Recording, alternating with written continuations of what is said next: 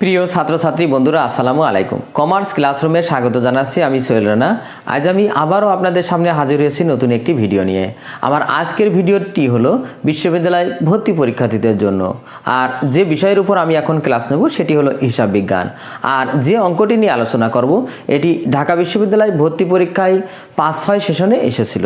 তো চলুন বন্ধুরা আমরা অঙ্কটি শুরু করি। দেখেন, বলা হয়েছে বছরের শেষ দিনে স্পেক্টর কোম্পানি 90,000 টাকার সম্পত্তি ধারে ক্রয় করে।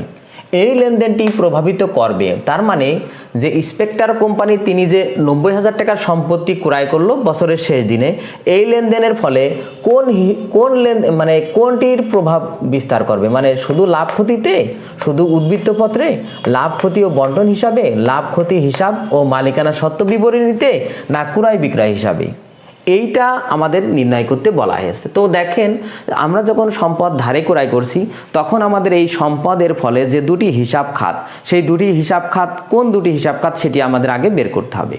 তো দেখেন, প্রথমে আমাদের যেহেতু আমরা সম্পদ ক্রয় করছি, কোন সম্পদ বলা নেই, যে কোনো সম্পদ, তাহলে আমাদের পক্ষ আসবে। দেখেন, সম্পদ একটি পক্ষ, যেহেতু সম্পদ ক্রয় করা হলো। কি ক্রয় করা হলো? সম্পদ। কিসের মাধ্যমে ক্রয় করছি? সম্পদটা ধারে। তার মানে যাদের কাছ থেকে ক্রয় করছি তারা আমাদের কাছ পাবে, আর যারা আমাদের কাছ থেকে কাছে পাবে, বিশেষ করে ক্রয় বাবদ, তাদেরকে পাওনাদার বা পদেই বলা হয়। আর আরেকটা জিনিস, সম্পদ যদি ধারে ক্রয় করা হয় সেই ক্ষেত্রে আমরা পাওনাদার না বলে অনেক সময় সরবরাহকারী হিসাব বা সরবরাহকারী প্রতিষ্ঠান বা আসবাবপত্র বা যন্ত্রপাতি বা সম্পদ সরবরাহকারী প্রতিষ্ঠান হিসাব আমরা লিখি পাওনাদারের পরিবর্তে। তো এখানে সেটা বিষয় না, এখানে আমরা পক্ষ পাওনাদারও দায়, আসবাবপত্র বা যন্ত্রপাতি যে সম্পাদই হোক সেটা সরবরাহকারী প্রতিষ্ঠান, সেটা মানেও আমাদের একটা দায়।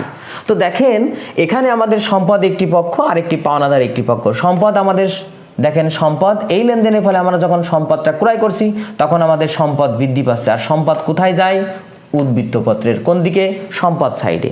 আমরা জানি উদ্বৃত্তপত্রের দুইটা সাইড থাকে, একটা হলো সম্পদ সমূহ আর নিচেই থাকে দায় ও মালিকানা সত্ত্ব সমূহ। তো দায় ও মালিকানা সত্ত্ব সমূহে কি যায়? পাওনাদার যায়।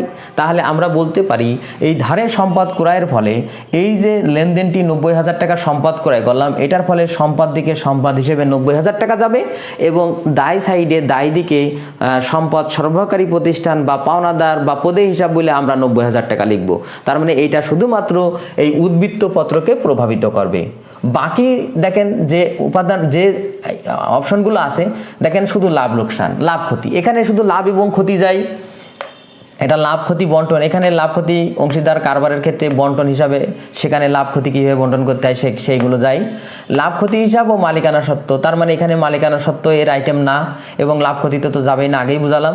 ক্রয় বিক্রয় হিসাব এখানেও যাবে না। ক্রয় বিক্রয় হিসাব মানে পণ্য ক্রয় থেকে শুরু করে বিক্রয় পর্যন্ত যে খরচ আছে, মানে ক্রয় খরচ, ক্রয় সংক্রান্ত খরচ, পণ্য ক্রয় এবং ক্রয় সংক্রান্ত খরচ মোট বিক্রয় থেকে বিয়োগ করলে আমরা মোট লাভ পাই। আমরা এই মোট লাভ নির্ণয় করার জন্য ক্রয় বিক্রয় হিসাব প্রস্তুত করে থাকি।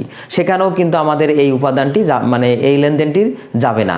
তো সুতরাং আমরা বলতে পারি যে ধারে সম্পত্তি ক্রয়ের ফলে আমাদের উদ্বৃত্তপত্রকেই প্রভাবিত করবে।